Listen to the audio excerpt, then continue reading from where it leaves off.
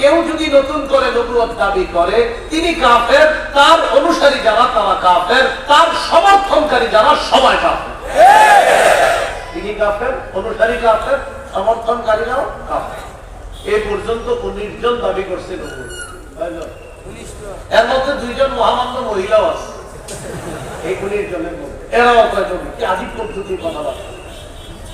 এর মধ্যে ভণ্ড মহিলা নবীর বিয়ে হয়েছে আরেক ভণ্ড পুরুষ নবীর সাথে। বিয়ে হওয়ার পর মহিলা নবী তার উম্মতের কাছে আসছে 2-3 দিন পরে। উম্মত জিজ্ঞাসা করছে, আপনাকে আপনার স্বামী মোহরানা কি দিচ্ছে? এটা তো জানি না, একটু জানি আসতেছে।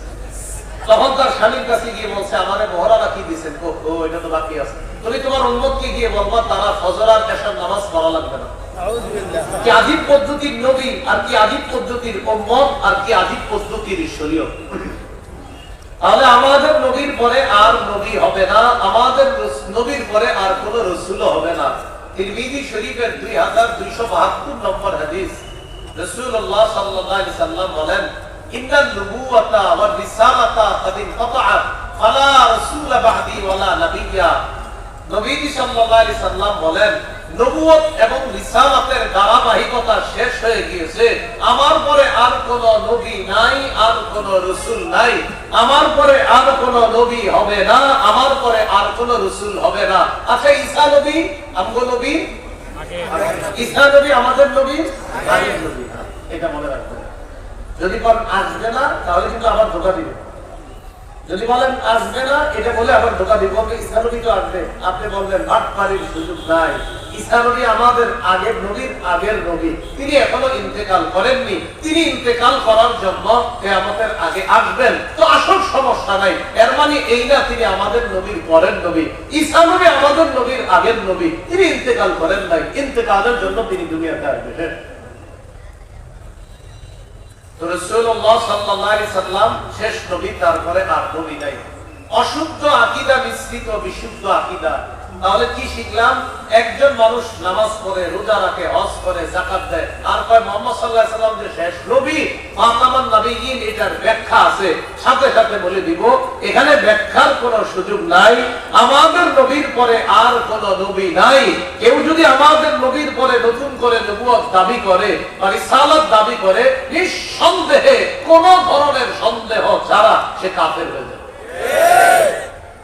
তাহলে দ্বিতীয় আকীদা শিখলাম আমরা। দ্বিতীয় আকীদার মধ্যে আরেকটা কথা, একজন মানুষ সারা বছর আল্লাহর ইবাদত করে, মাঝে মাঝে আবেগে গিয়ে ছোট্ট করে একটা সিজদা দেয় অমুক তমুক জায়গায়। আবেগে ছোট্ট করে একটা সিজদা আল্লাহ ছাড়া অন্য জায়গায় দেয়। এমনি পুরো বছর আল্লাহকে সিজদা দেয়। মাঝে মাঝে আবেগে আপনার কোন কবর বা বাজারের সামনে একটু ছোট্ট করে একটা সিজদা দেয়। দেওয়ার পর যদি বলে এটা হলো মারিফতের বিদ্যা, আর মসজিদে যে সিজদা এটা শরীয়তের বিদ্যা, যেটা শাইখুল হাদিস সাহেবরা বুঝছে, কিন্তু মারিফতের বিষয়টা এটা শাইখুল হাদিস সাহেবরা বুঝে নাই, মুফতি মুহাদ্দিসরা বুঝে নাই। এটা আলাদা এক জগতের বিদ্যা, তার ঈমান আছে না গেছে? তো এরকম কিছু লোক আছে, অশুদ্ধ আকীদা মিশ্রিত, হাজারো বিশুদ্ধ আকীদা রাখে, কিন্তু এমন অশুদ্ধ আকীদা যার কারণে তার বিশুদ্ধ আকীদাগুলা বরবাদ হয়ে যায়। এই অশুদ্ধ আকীদা মিশ্রিত বিশুদ্ধ আকীদা যেটা পোষণ করে, যারা ঈমান নষ্ট করে, এটা থেকে আল্লাহ আমাদেরকে হেফাজত করেন। আমিন। 3 নম্বর, সংশয়বাদী আকীদা। সংশয়বাদী আকীদা বুঝেননি?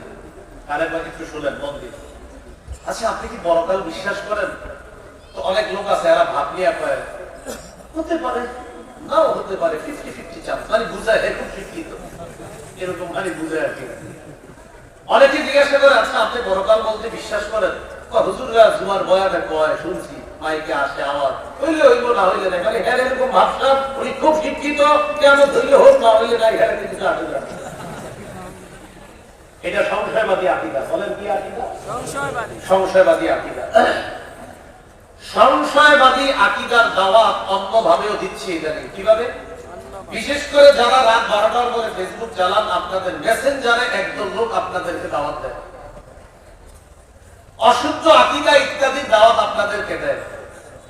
এই জাতীয় একদল লোক আছে যারা নিজেদেরকে দাবি করে আহলে কোরআন, তারা কোরআনের গবেষক। কিসের গবেষক? বলেন কিসের গবেষক?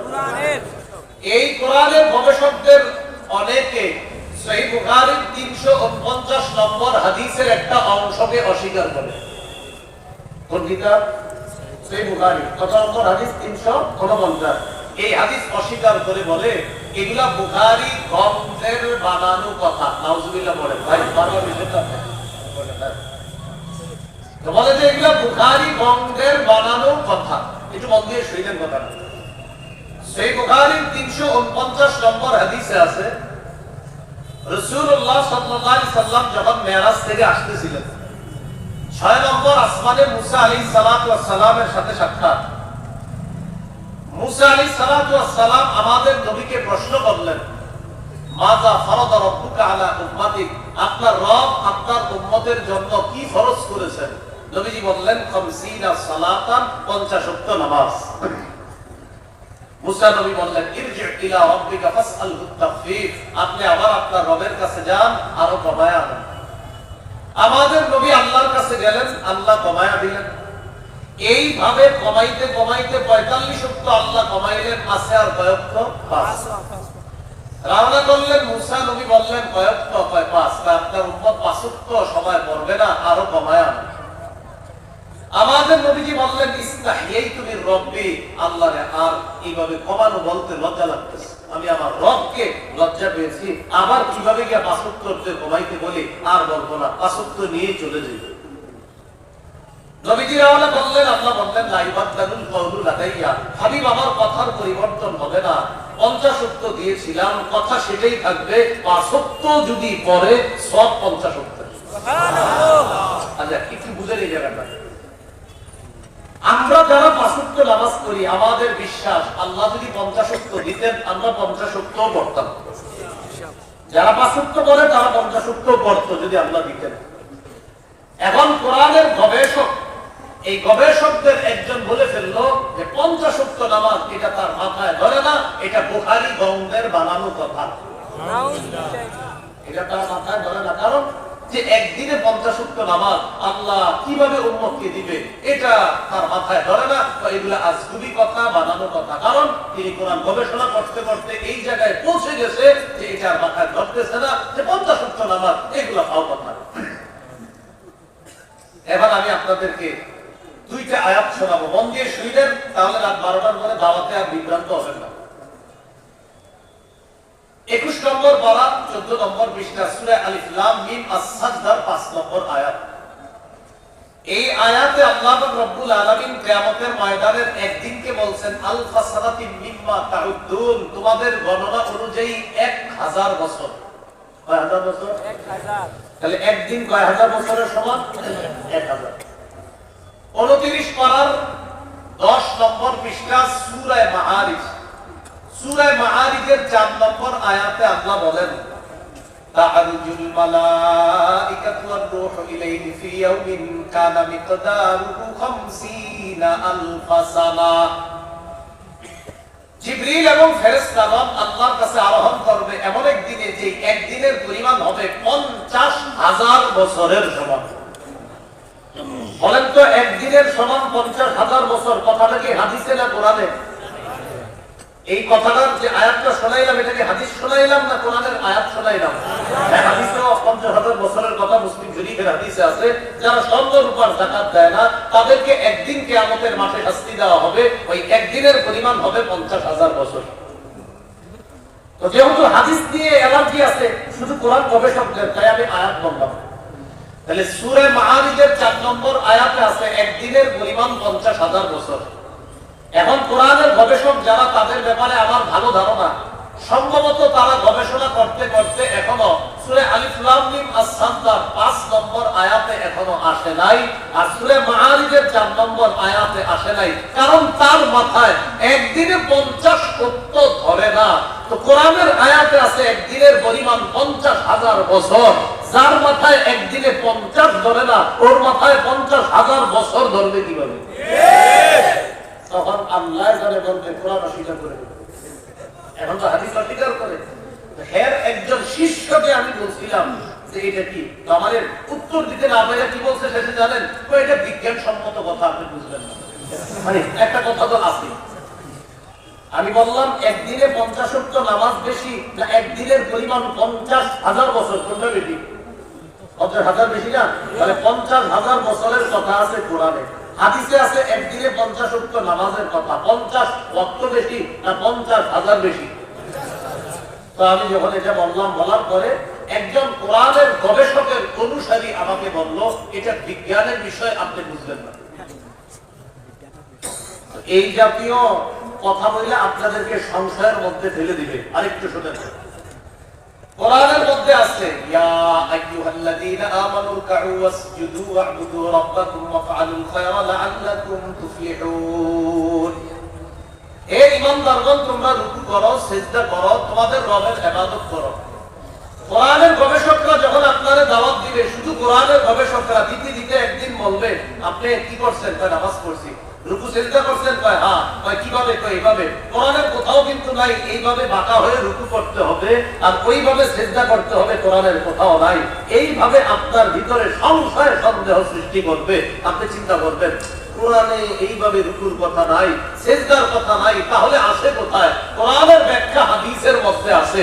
এইজন্য কোরআনের ব্যাখ্যা হাদিস দুটোটাকেই মানতে হবে। কেউ যদি বলে শুধু কোরআন মানি, হাদিস মানি না, কেউ যদি বলে শুধু হাদিস মানি, কোরআন মানি না, উভয়টাই প্রতারক মুসলমানদেরকে ছলে বলে কৌশলে ইসলাম থেকে দূরে সরানোর জিকির করতেছে। কারণ শুধু কোরআন যারা বলে মানবে, ওই ব্যক্তি আপনাকে বলবে যোহরের নামাজ যে 4 রাকাত, কোরআনের কোন আয়াতে লেখা নাই। ফজরের নামাজ ফরজ 2 রাকাত, কোরআনের কোন আয়াতে লেখা নাই। আসরের নামাজ 4 রাকাত, কোরআনের কোন আয়াতে লেখা নাই। মাগরিব 3 রাকাত, কোরআনের কোন আয়াতে লেখা নাই। এশার নামাজ 4 রাকাত, এটা কোরআনের আয়াতে লেখা নাই। এটা আছে কোরআনের ব্যাখ্যা হাদিসের মধ্যে। তাহলে বলেন তো, শুধু কোরআন না শুধু হাদিস, না কোরআন হাদিস? তাহলে একটা যখন আপনাকে বলবে, আপনার মধ্যে সংশয় সৃষ্টি করবে। এই সংশয়বাদী আকীদা যারা পোষণ করে, এদের মধ্যে একদল আছে যারা পরকালকে সংশয়ের মধ্যে রাখে। 25 পারা শেষ পৃষ্ঠা সূরা জাসিয়ার 32 থেকে 35 নম্বর আয়াতে আল্লাহ বলেন, وَإِذَا قِيلَ إِنَّ وَعْدَ اللَّهِ حَقٌّ وَالسَّاعَةُ لَا رَيْبَ فِيهَا قُلْتُم مَّا نَدْرِي مَا السَّاعَةُ। যখন বলা হয় আল্লাহর ওয়াদা সত্য, কিয়ামত হবে, এতে কোনো সন্দেহ নাই, তখন তোমাদের একদল বলতা মা নাদরি মাস সাআ, আমরা জানি না কিয়ামত কি জিনিস। ইল্লা যুন্নু ইল্লা যান্না, আমরা শুধুমাত্র ধারণা রাখি। ওয়া মা নাহনু বিমুস্তাইকিনিন, আমরা দৃঢ়ভাবে বিশ্বাস করি না। তো কিছু মানুষ কিয়ামতের ব্যাপারে বলে যে আমরা ধারণা রাখি, দৃঢ়ভাবে কিয়ামতকে বিশ্বাস করি না। এবার আমাদের আকীদাটা একটু বিশুদ্ধ করি। আমরা কি কিয়ামত হতে পারে আকীদা রাখি, না নিশ্চিত হবে? নিশ্চিত হবে। কিয়ামত নিশ্চিত হবে কেমন আকীদা রাখি আমরা? সূরা নাহলের 77 নম্বর আয়াতে আল্লাহ বলেন, ওয়ামা আমরুস সাআতি ইল্লা কালামহিল বাসারি আও হুয়া আকরাব।